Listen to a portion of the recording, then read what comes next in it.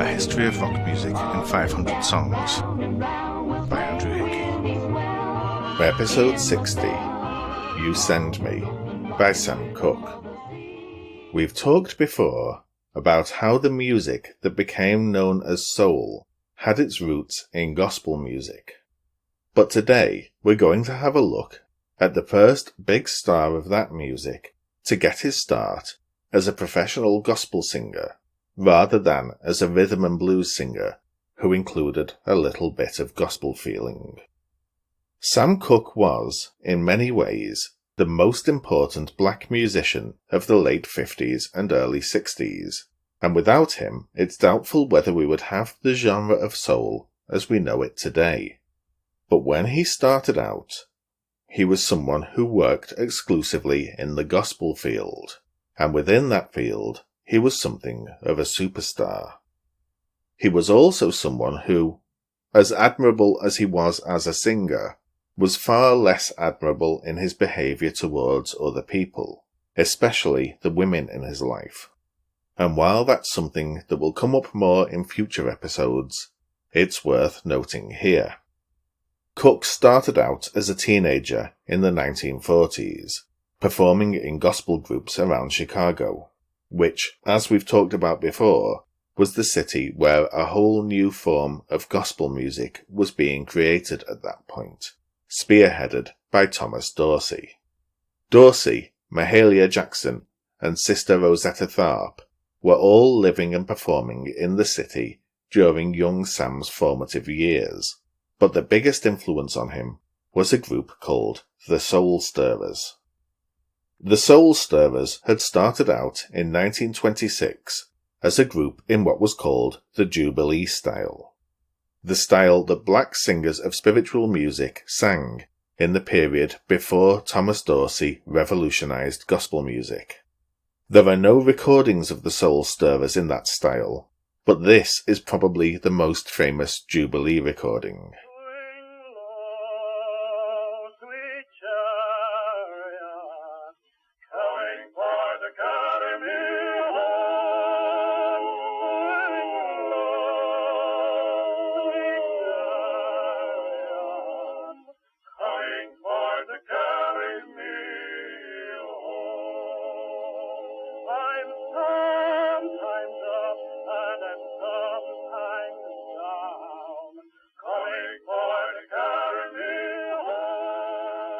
But as Thomas Dorsey and the musicians around him started to create the music we now think of as gospel, the Soul Stirrers switched styles and became one of the first, and best, gospel quartets in the new style. In the late 40s, the Soul Stirrers signed to Specialty Records, one of the first acts to sign to the label, and recorded a series of classic singles led by R.H. Harris, who was regarded by many as the greatest gospel singer of the age.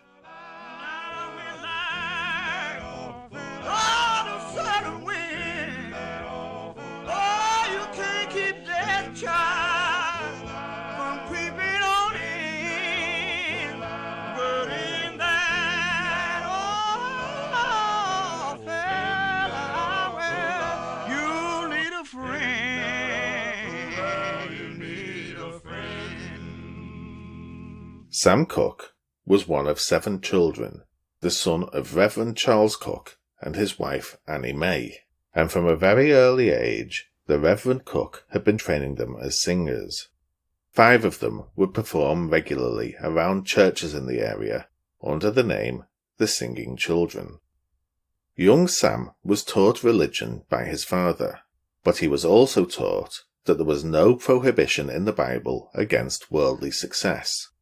Indeed, the Reverend Cooke taught him 2 things that would matter in his life even more than his religion would. The first was that whatever it is you do in life, you try to do it the best you can. You never do anything by halves, and if a thing's worth doing, it's worth doing properly. And the second was that you do whatever is necessary to give yourself the best possible life, and don't worry about who you step on to do it. After spending some time with his family group, Cooke joined a newly formed gospel group who had heard him singing the Ink Spots song, If I Didn't Care, to a girl. That group was called the Highway QCs, and a version of the group still exists to this day. Sam Cooke only stayed with them a couple of years, and never recorded with them, but they replaced him with a sound-alike singer, Johnny Taylor, and listening to Taylor's recordings with the group, you can get some idea of what they sounded like when Sam was a member. You know, in this dream I visualized God was standing there with a smile. Then he showed me the city built for square. Oh Lord, where he is one day I'll be there in that city so bright and fair. Lord, it was only The rest of the group were decent singers, but Sam Cooke was absolutely, unquestionably, the star of the Highway QCs. Creedell Copeland, one of the group's members, later said, all we had to do was stand behind Sam. Our claim to fame was that Sam's voice was so captivating we didn't have to do anything else. The group didn't make a huge amount of money, and they kept talking about going in a pop direction rather than just singing gospel songs, and Sam was certainly singing a lot of secular music in his own time. He loved gospel music as much as anyone, but he was also learning from people like Gene Autry or Bill Kenny of the Ink Spots, and he was slowly developing into a singer who could do absolutely anything with his voice.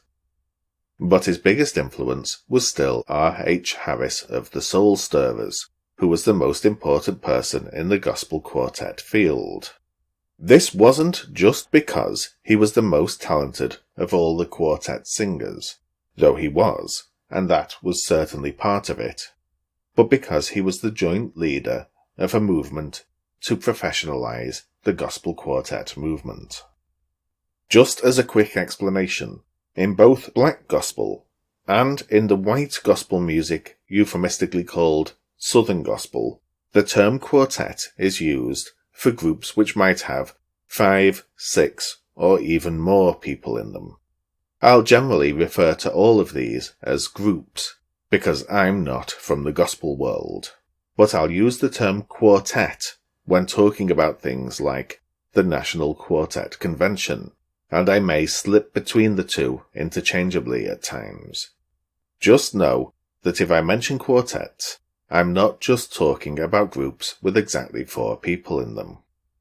Harris worked with a less well-known singer called Abraham Battle, and with Charlie Bridges of another popular group, the famous Blue Jays. I heard the voice of Jesus say, come unto me and rest. Oh, lie down, thy wearied one, lie down, thy head upon my breast. Thou wilt be glory, a wonderful glory, when we reach that other shore. Together, they founded the National Quartet Convention, which existed to try to take all the young gospel quartets who were springing up all over the place, and most of whom had casual attitudes to their music and their onstage appearance, and teach them how to comport themselves in a manner that the organization's leaders considered appropriate for a gospel singer. The Highway QCs joined the convention, of course, and they considered themselves to be disciples, in a sense, of the Soul Stirrers, who they simultaneously considered to be their mentors and thought were jealous of the QCs. It was normal at the time for gospel groups to turn up at each other's shows, and if they were popular enough, they would be invited up to sing, and sometimes even take over the show. When the Highway QCs turned up at Soul Stirrers shows, though, the Soul Stirrers would act as if they didn't know them, and would only invite them onto the stage if the audience absolutely insisted, and would then limit their performance to a single song. From the Highway QC's point of view, The only possible explanation was that the Soul Stirrers were terrified of the competition. A more likely explanation is probably that they were just more interested in putting on their own show than in giving space to some kids who thought they were the next big thing. On the other hand, to all the younger kids around Chicago, the Highway QCs were clearly the group to beat. And people like a young singer named Lou Rawls looked up to them as something to aspire to. And soon the QCs found themselves being mentored by R.B. Robinson, one of the Soul Stirrers. Robinson would train them and help them get better gigs, and the QCs became convinced they were headed for the big time. But it turned out that behind the scenes there had been trouble in the Soul Stirrers. Harris had, more and more, come to think of himself as the real star of the group, and quit to go solo.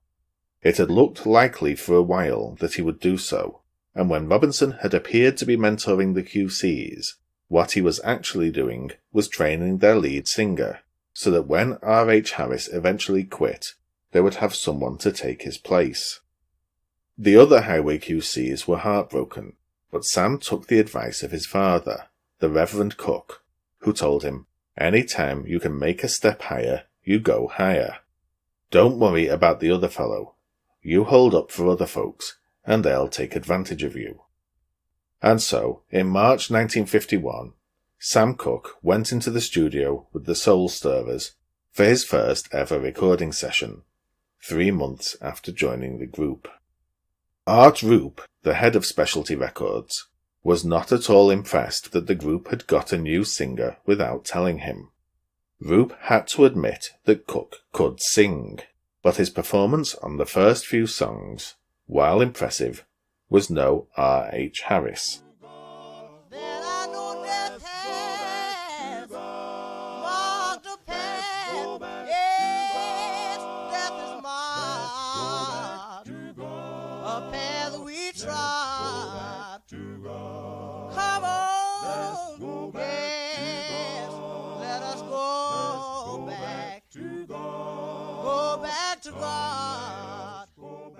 But towards the end of the session, the Soul Stirrers insisted that they should record Jesus Gave Me Water, a song that had always been a highlight of the Highway QC's set. Roop thought that this was ridiculous. The Pilgrim Travellers had just had a hit with the song, on Specialty, not 6 months earlier. What could Specialty possibly do with another version of the song so soon afterwards? But the group insisted, and the result was absolutely majestic. Jesus gave a water, Jesus gave a water, I wanna let his praises swell. Jesus gave a water, he gave that woman water, gave a living, loving, lasting water, and it was not in. Well, on that woman he had pity, she ran back to the city, crying glory, hallelujah, and did his wonders tell. She left my Savior singing, she came back to him bringing the town seat of the water, Lord. Roop lost his misgivings, both about the song and about the singer. That was clearly going to be the group's next single. The group themselves were still not completely sure about Cooke as their singer. He was younger than the rest of them, and he didn't have Harris's assurance and professionalism yet. But they knew they had something with that song, which was released with Peace in the Valley on the B-side. That song had been written by Thomas Dorsey 14 years earlier, but this was the first time it had been released on a record, at least by anyone of any prominence. Jesus Gave Me Water was a hit, but the follow-ups were less successful, and meanwhile Art Roop was starting to see the commercial potential in black styles of music other than gospel. Even though Roop loved gospel music, he realised when Lordy Miss Claudie became the biggest hit Specialty had ever had to that point, that maybe he should refocus the label away from gospel and towards more secular styles of music. Jesus Gave Me Water had consolidated Sam as the lead singer of the Soul Stirrers, But while he was singing gospel, he wasn't living a very godly life. He got married in 1953, but he'd already had at least one child with another woman, who he left with the baby, and he was sleeping around constantly while on the road, and more than once the women involved became pregnant. But Cooke treated women the same way he treated the groups he was in. Use them for as long as they've got something you want, and then immediately cast them aside once it became inconvenient. For the next few years, the Soul Stirrers would have one recording session every year, and the group continued touring, but they didn't have any breakout success, even as other specialty acts like Lloyd Price, Jesse Belvin, and Guitar Slim were all selling hand over fist. The Soul Stirrers were more popular as a live act than as a recording act, and hearing the live recording of them that Bumps Blackwell produced in 1955, it's easy to see why. When I was a little boy, mother used to still off all alone. I said that song. And I used to wonder what my mother was doing, kept me long. I crept out one morning, I found mother with folded arms. And mother had her eyes up, she was looking up toward the sky. And I saw the tears as they fell down my mother's eyes. But I can still hear the song mother was singing. Nearer my God. Bumps Blackwell was convinced that Cooke needed to go solo and become a pop singer, and he was more convinced than ever when he produced the Soul Stirrers in the studio for the first time. The reason, actually, was to do with Cooke's laziness. They'd gone into the studio, and it turned out that Cooke hadn't written a song, and they needed one. The rest of the group were upset with him, and he just told them to hand him a Bible. He started flipping through, skimming to find something, and then he said, "I got one." He told the guitarist to play a couple of chords, and he started singing. And the song that came out, improvised off the top of his head, touched the hem of his garment, was perfect just as it was, and the group quickly cut it. She spent her money here and there until she had no more to spare. The doctors, they done all they could, but their medicine would do no good. When she touched him, the Savior didn't see, but still he turned around and cried, "Somebody touch me." She said it was I who just want to touch the hem of your garment. I know I'll be made. Blackwell knew then that Cooke was a very, very special talent, and he and the rest of the people at Specialty became more and more insistent as 1956 went on that Sam Cooke should become a secular solo performer, rather than performing in a gospel group. The Soul Stirrers were only selling in the low tens of thousands. A reasonable amount for a gospel group, but hardly the kinds of numbers that would make anyone rich. Meanwhile, gospel-inspired performers were having massive hits with gospel songs with a couple of words changed. There's an episode of South Park where they make fun of contemporary Christian music, saying you just have to take a normal song and change the word baby to Jesus. In the mid-50s, things seemed to be the other way. People were having a hit by taking gospel songs and changing the word Jesus to baby, or near as damn it. Most famously and blatantly, there was Ray Charles, who did things like take This Little Light of Mine,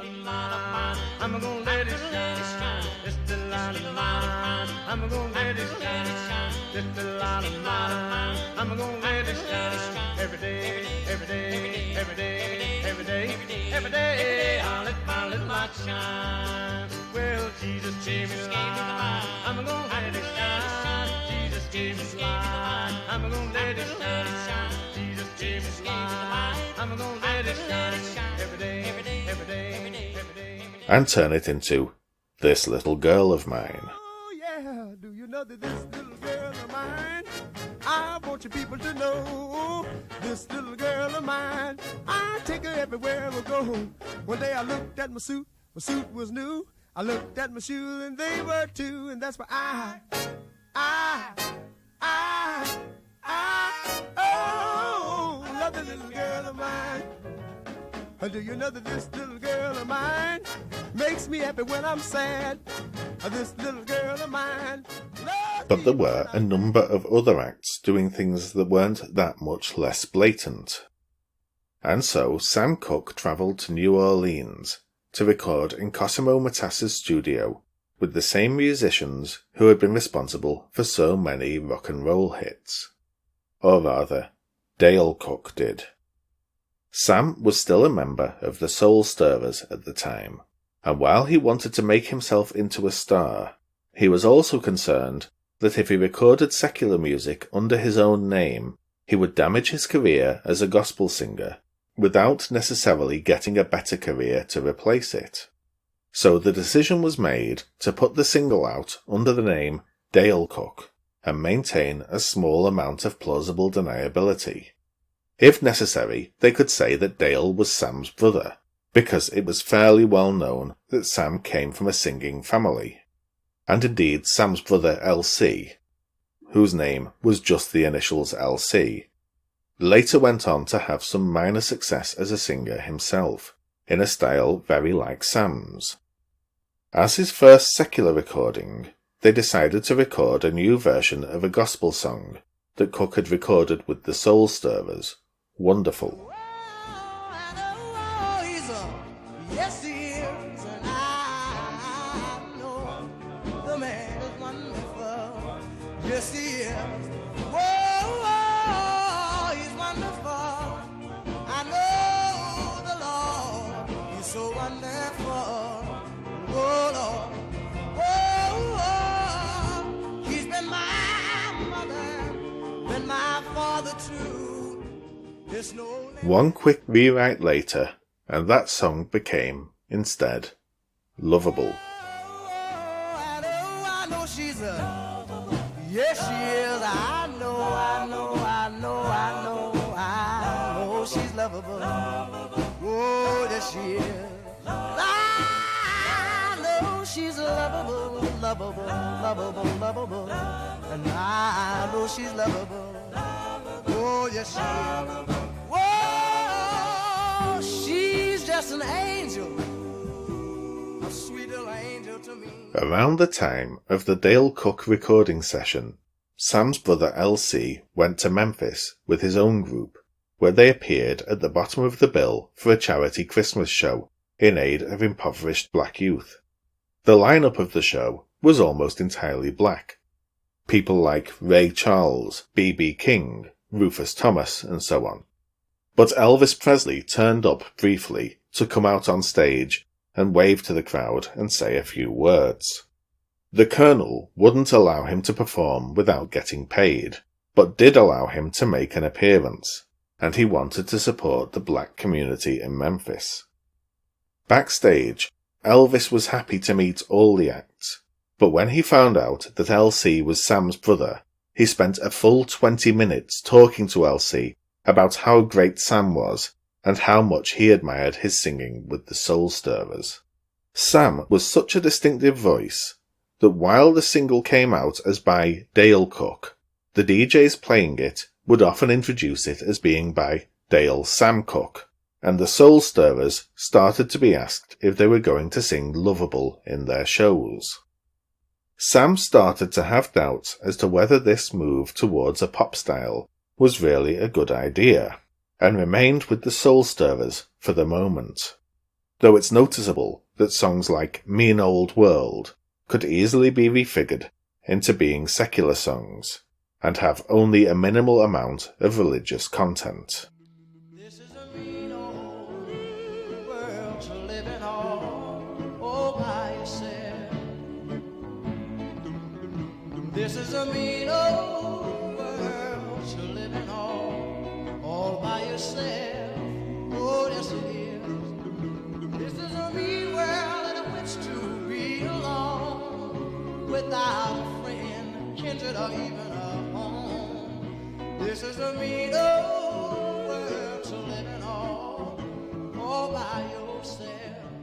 But barely a week after the session that produced Mean Old World, Sam was sending Bumps Blackwell demos of new pop songs he'd written, which he thought Blackwell would be interested in producing.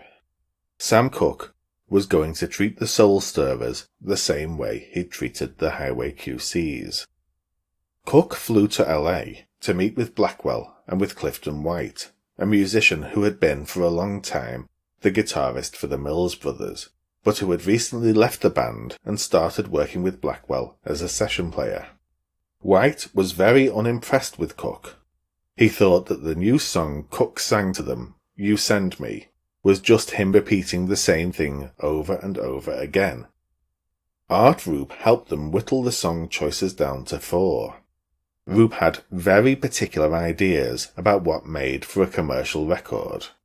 For example, that a record had to be exactly 2 minutes and 20 seconds long.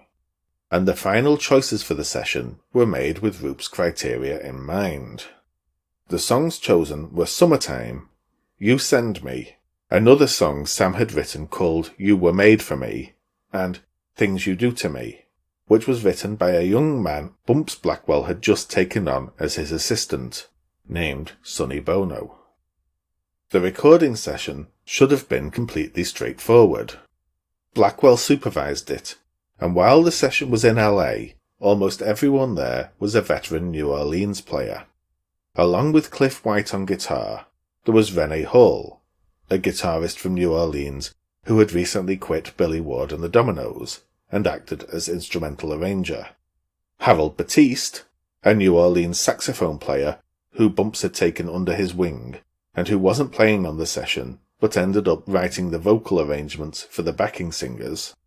Earl Palmer, who had just moved to LA from New Orleans and was starting to make a name for himself as a session player there after his years of playing with Little Richard, Lloyd Price, and Fats Domino in Cosimo Matassa's studio, and Ted Brinson, the only LA native, on bass. Brinson was a regular player on specialty sessions, and also had connections with almost every LA R&B act, to the extent that it was his garage that Earth Angel by the Penguins had been recorded in.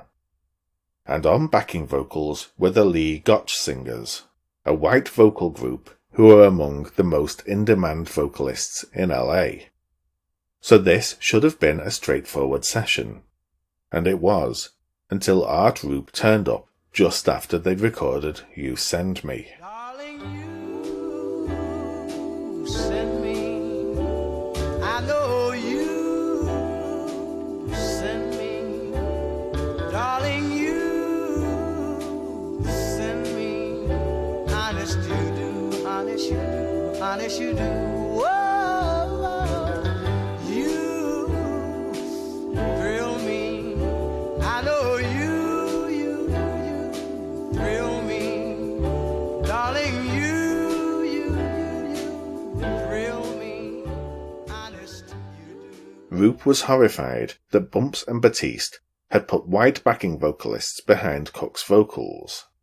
They were, in Rupe's view, trying to make Sam Cooke sound like Billy Ward and his Dominoes at best, and like a symphony orchestra at worst. The Billy Ward reference was because Rene Hall had recently arranged a version of Stardust for the Dominoes. Sometimes I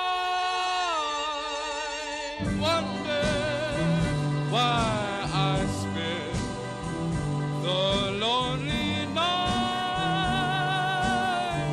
dreaming of a song. The melody haunts my reverie, and I am once again with you when our love was new. And the new version of Summertime had something of the same feel. Oh, Dad is rich, and your ma is good looking. So hush, little baby, don't you cry.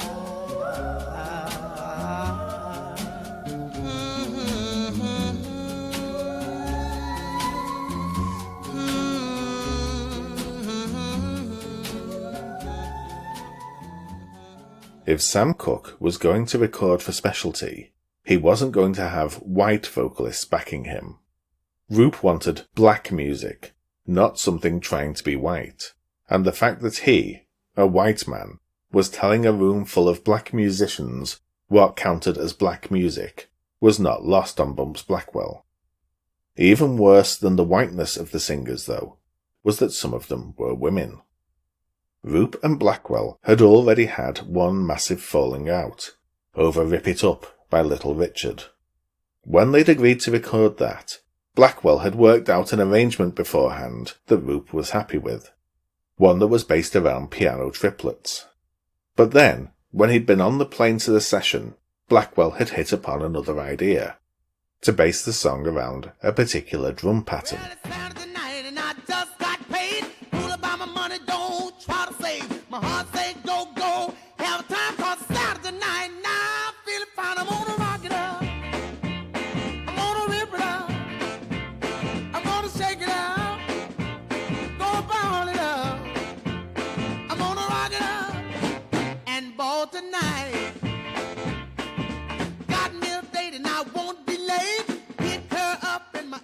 Roop had nearly fired Blackwell over that, and only relented when the record became a massive hit. Now that instead of putting a male black gospel group behind Cooke, as agreed, Blackwell had disobeyed him a second time and put white vocalists, including women, behind him, Roop decided it was the last straw. Blackwell had to go. He was also convinced that Sam Cooke was only after money, because once Cooke discovered that his solo contract only paid him a third of the royalties that the Soul Stirrers had been getting as a group, he started pushing for a greater share of the money. Roop didn't like that kind of greed from his artists. Why should he pay the artist more than 1 cent per record sold? But he still owed Blackwell a great deal of money. They eventually came to an agreement. Blackwell would leave Specialty and take Sam Cooke and Cooke's existing recordings with him, since he was so convinced they were going to be a hit. Roop would keep the publishing rights to any songs Sam wrote, and would have an option on 8 further Sam Cooke recordings in the future. But Cooke and Blackwell were free to take You Send Me, Summertime, and the rest to a new label that wanted them for its first release, Keen.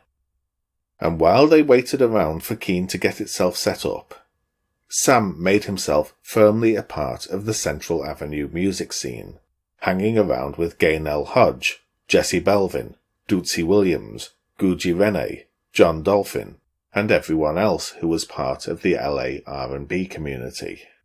Meanwhile, the Soul Stirrers got Johnny Taylor, the man who had replaced Sam in the Highway QCs, to replace him in the Stirrers.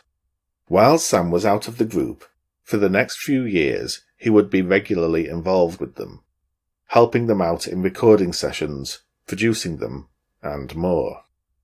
When the single came out, everyone thought that Summertime would be the hit, but You Send Me quickly found itself all over the airwaves and became massive. Now I find myself wanting to marry you and take you home. I know you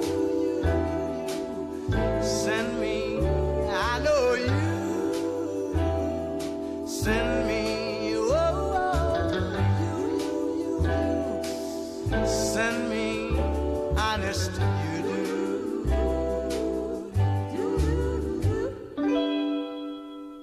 Several cover versions came out almost immediately. Sam and Bumps didn't mind the versions by Jesse Belvin. You send me. I know you send me. Darling, you send me. Honest you do, honest you do, honest you do. Whoa, you thrill me. I know you thrill me. Or Cornell Gunter. Send me. I know you. Send me. Darling, you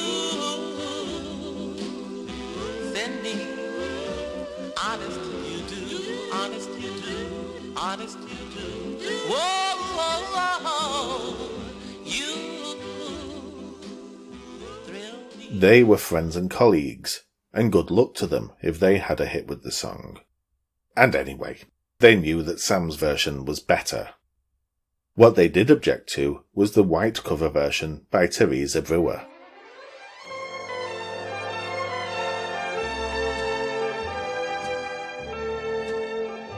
Darling, you send me, I know you send me, darling, you send me, honest you do, honest you do, honest you do, whoa, you.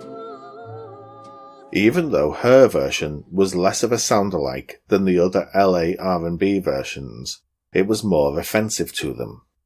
She was even copying Sam's whoa-ohs. She was nothing more than a thief, Blackwell argued, and her version was charting, and made the top 10. Fortunately for them, Sam's version went to number 1 on both the R&B and the pop charts, despite a catastrophic appearance on the Ed Sullivan Show, which accidentally cut him off halfway through a song. But there was still trouble with Art Roop. Sam was still signed to Roop's company as a songwriter, and so he'd put You Send Me in the name of his brother, LC, so Roop wouldn't get any royalties.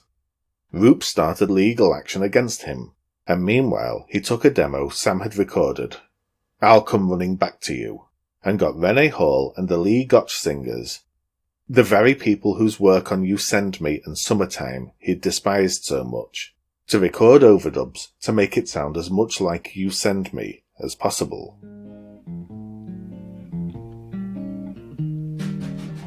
Folks say that you found someone new to do the things I used to do for you.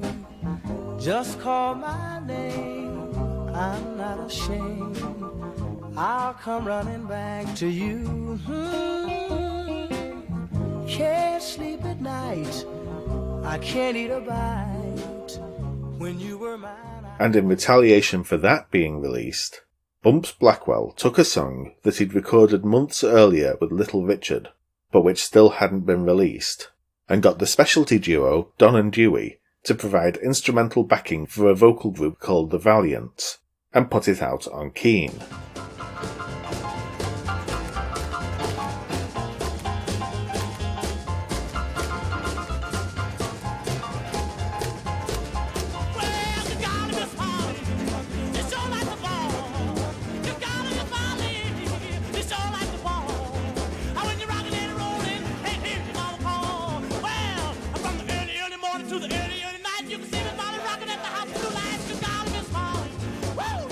Specialty had to rush release Little Richard's version to make sure it became the hit. A blow for them, given that they were trying to drip feed the public what few Little Richard recordings they had left. As 1957 drew to a close, Sam Cooke was on top of the world. But the seeds of his downfall were already in place. He was upsetting all the right people with his desire to have control of his own career. But he was also hurting a lot of other people along the way. People who had helped him, like the Highway QCs and the Soul Stirrers, and especially women. He was about to divorce his first wife, and he had fathered a string of children with different women, all of whom he refused to acknowledge or support. He was taking his father's maxims about only looking after yourself and applying them to every aspect of life, with no regard to who it hurt. But such was his talent and charm that even the people he hurt ended up defending him.